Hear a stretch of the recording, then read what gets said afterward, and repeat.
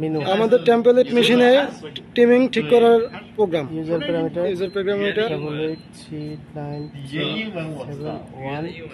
6 ওকে ওকে দিয়া trim setting এ যায়। এটা হলো নেক্সট পেজে ভ্যালু আছে 31।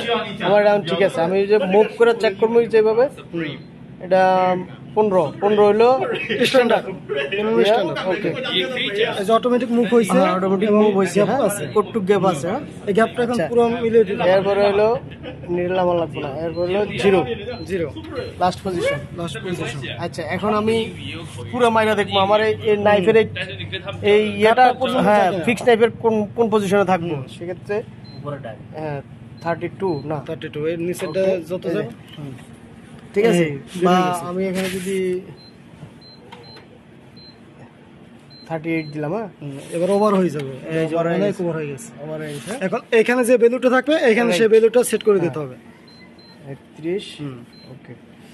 This test, setting I know. এটা দিয়ে টেস্ট করব এবং এখানে যে মূল হ্যাঁ হ্যাঁ প্যারামিটারটা বসবে। মনে করেন 39 দিলাম, 39 বেশি হয়ে গেছে।